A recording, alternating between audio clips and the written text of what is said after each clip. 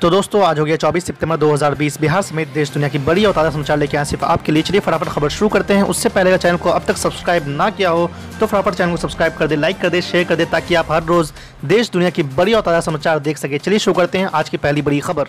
दुनिया के सबसे मशहूर टाइम मैगजीन ने साल 2020 के 100 सबसे प्रभावशाली व्यक्तियों की लिस्ट जारी कर दी है। इसमें प्रधानमंत्री नरेंद्र मोदी को एक बार फिर से जगह दी गई है।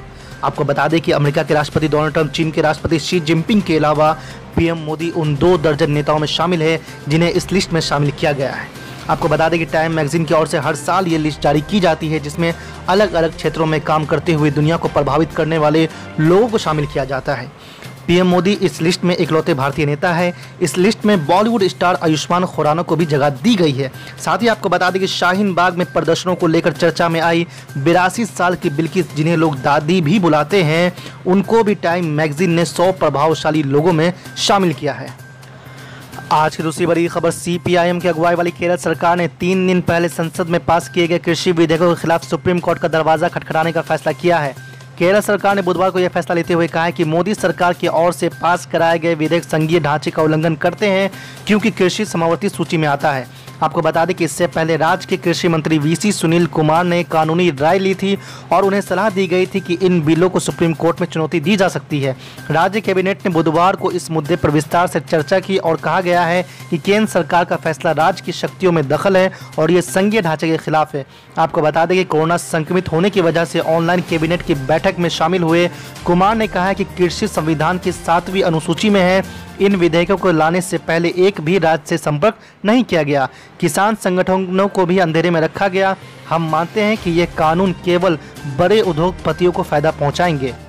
आज की तीसरी बड़ी खबर, बिहार विधानसभा चुनाव से पहले सियासी टकरार के बीच नेता प्रतिपक्ष और राजद नेता तेजस्वी यादव ने बुधवार को एक बार फिर केंद्र की मोदी और बिहार की नीतीश सरकार पर जमकर हमला बोला है। इस दौरान उन्होंने 2015 के चुनाव में एनडीए प्रकरण और बाल नाखून काटने की बात भी याद दिलाई है।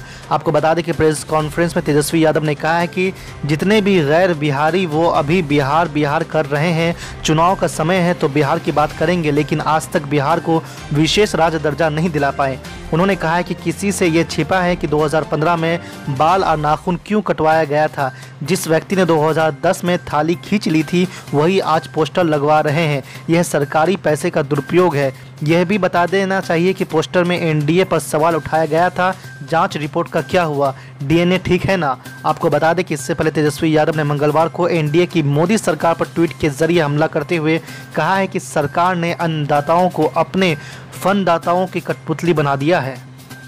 आज की चौथी बड़ी खबर, बिहार चुनाव से पहले महागठबंधन को लगेगा झटका, एनडीए में शामिल हो सकते हैं उपेंद्र कुशवाहा। जी आपको बता दें कि बिहार विधानसभा चुनाव सिर पर है, लेकिन महागठबंधन की मुश्किलें खत्म नहीं हो रही है। पहले तो कई मौजूदा विधायक जेडीयू में शामिल हो गए, इसके बाद पूर्व मुख्यमंत्री जीतन राम मांझी ने भी महागठबंधन का दामन छोड़ दिया और एनडीए के साथ चले गए। आपको बता दें कि अब पूर्व केंद्रीय मंत्री उपेंद्र कुशवाहा ने संकेत दिया है कि राष्ट्रीय लोक जनशक्ति पार्टी महागठबंधन का साथ छोड़ सकती है। आपको बता दें कि आरएलएसपी के महासचिव आनंद माधव ने कहा है कि राजनीति संभावना से भरी है। अगर महागठबंधन निर्णय के वर्तमान स्थिति से बाहर नहीं आता है तो हम बिहार के विकास के लिए अपने भविष्य के बारे में निर्णय लेने के लिए स्वतंत्र है। उन्होंने आगे कहा कि गठबंधन में एक स्पष्टता की जरूरत होती है ताकि दलों के मन में कोई भ्रम न रहे। हम चाहते हैं कि आरजेडी आगे आकर गठबंधन के दलों के साथ सभी मुद्दों पर चर्चा करे। अगर कोई कॉमन मिनिमम प्रोग्राम बनाना है तो ये 1-2 दिन का काम नहीं है। चुनाव की अधिसूचना किसी भी दिन जारी हो सकती है। इसके साथ आपको बता दें कि आनंद ने कहा है कि आरएलएसपी ने कभी भी तेजस्वी यादव के नेतृत्व क्षमता पर संदेह नहीं जताया है, लेकिन महागठबंधन में 4-5 दल है, सबके बीच सहमति होना आवश्यक है। आज की 5वीं बड़ी खबर, ऑल इंडिया मजलिस इत्तेहादुल मुस्लिमीन के औरंगाबाद से सांसद इम्तियाज जलील ने कल 0 घंटे में शहर में पानी की समस्याओं को मुद्दा उठाया। सुप्रीम कोर्ट का एक जजमेंट है जिसमें कहा गया है कि water is right to life, लेकिन ये राइट से हमें महरूम रखा जा रहा है। अध्यक्ष महोदय, जिस कॉन्स्टिट्यूएंसी से मैं आता हूँ वहाँ पर आज भी हर 7 दिन के बाद या 9 दिन के बाद पानी मिलता है। अध्यक्ष महोदय, इस बार इतनी अच्छी बारिश हुई और जो शहर को पानी प्रोवाइड जहाँ से किया जाता है, जयकवाड़ी डैम, वो पूरी तरह से लबालब भरा हुआ है, लेकिन उसके पानी हम 55 किलोमीटर महज अपने औरंगाबाद में ला नहीं सकते हैं, क्योंकि वहाँ पर पिछली गवर्नमेंट्स के जो भी नाकामियाँ रही होगी, आज वो गेट्स खोलकर पानी को बहाया जा रहा है, लेकिन हमारे पास 5 दिन 7 दिन के बाद ये बारिश पानी मिल रहा है। अब सरकार ने एक 1680 करोड़ रुपए की एक स्कीम की घोषणा की है। मैं अभी तक इंतजार कर रहा था कि जल शक्ति मंत्री यहाँ पर बैठे हुए थे कि आप मेरा नाम नहीं पुकारे, लेकिन वो उठ के चले गए हैं। मैं आपके माध्यम से ये अनुरोध करना चाहूँगा कि 70 सालों के बाद भी अगर 7 दिन और 9 दिन के बाद पानी मिल रहा है तो सरकार ने ये वादा किया है कि हर घर जल, तो उस स्कीम के तहत औरंगाबाद को आप एक केस स्टडी के तौर पर ले और सरकार अपना सक्सेस स्टोरी बोलकर उसे प्रोजेक्ट करे कि किस शहर के अंदर जहां 7 दिन के बाद पानी मिलता था, हमने 1.5 साल 2 साल के अंदर हर रोज पानी प्रोवाइड करने का इंतजाम किया है। मैं आपसे अनुरोध करूंगा सर, हाथ जोड़कर, कि 7 दिन और 9 दिन के बाद अगर पानी मिल रहा है तो हम सबके लिए बड़े शर्म और अफसोस की बात होनी चाहिए कि 70 सालों के बाद भी आज हमें पानी के लिए तरसना पड़ रहा है। हम बड़ी बड़ी बातें तो करते हैं सर, हम बड़े बड़े घोषणाएं तो करते हैं, लेकिन अपनी ज़मीनी हकीकत मैं आपको बता रहा हूं कि 5 दिन के बाद जब पानी आता है तो किस तरह महिलाओं को कैसी कठिनाइयों का सामना करना पड़ता है, इसका आप अंदाजा लगा सकते हैं। आज की छठी बड़ी खबर, जाप सुप्रीम पप्पू यादव ने बिहार के मुख्यमंत्री नीतीश कुमार पर साधा है निशाना। एक चाहेंगे नीति आयोग का और दूसरा चाहेंगे रामविलास जी और चिराग पासवान का, जिसने प्राइम मिनिस्टर को चिट्ठी लिखा कि 15 सालों में बिहार में कोई काम नहीं हुआ, नीतीश के नाम पर कोई वोट नहीं मिलेगा, हार जाइएगा। तो एक घटक कहता है हार जाइएगा, तो हम नरेंद्र मोदी से पूछना चाहेंगे कि आप सही, नीतीश सही कि चिराग सही? यदि चिराग गलत है तो आप उसको पार्टी से, गठबंधन से निकालिए। और एक भी बीजेपी वालों ने चिराग पासवान के चिट्ठी का जवाब नहीं दिया कि गलत है। तो इसका मतलब है कि मोदी जी का ट्वीट सही था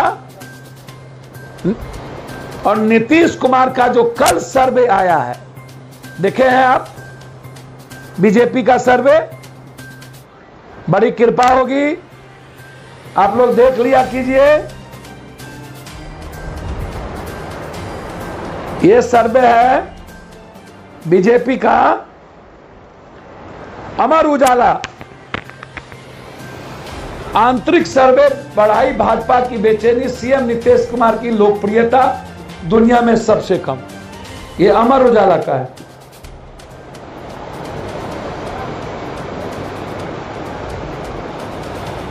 और हिंदुस्तान टाइम्स ने पप्पू यादव के बारे में क्या लिखा वो समझिए।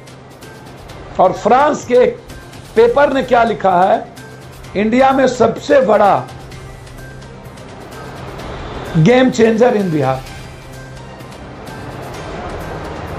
और ये कल का सर्वे, और हिंदुस्तान टाइम्स ये भाजपा का इंटरनल सर्वे है, मेरा सर्वे नहीं, और अमर उजाला लिख रहा है। मैं सारी चीजें आपको सीधा दे रहा हूं और आप उसको देख लीजिएगा तो आपको आश्चर्य होगा जनाब। आपसे कोई चीज मैं छुपाऊंगा नहीं। ये देखिए, ये हिंदुस्तान टाइम्स का बिहार असेंबली इलेक्शन 2020 जाप eyes Congress banking to inter grand alliance, और इसमें डिटेल क्या लिखा है हिंदुस्तान टाइम्स इंडिया का, वो पढ़ लीजिए। तो कहां है आप नीतीश जी? ये तो भारत सरकार की पूरी चिट्ठी बता रही है।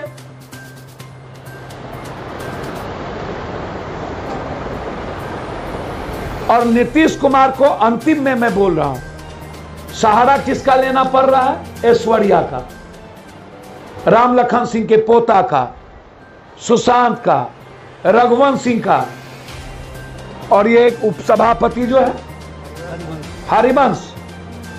इस भारत के किसानों को बचाने के लिए 1 लाख हरिवंश को कुर्बानी दी जा सकती है। एक नहीं, 1 लाख, एक नहीं।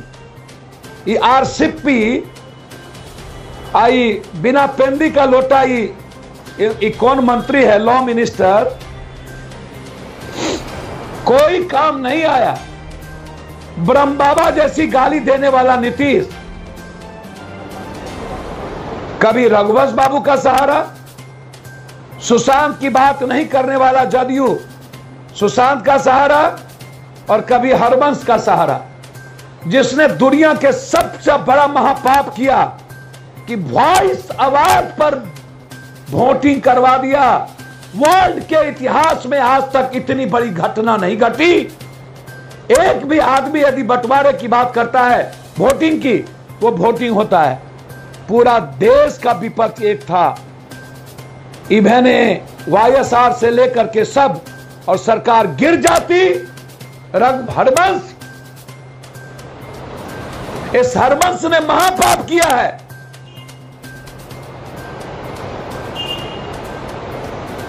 काला अध्याय में नाम लिखा जाएगा इसका।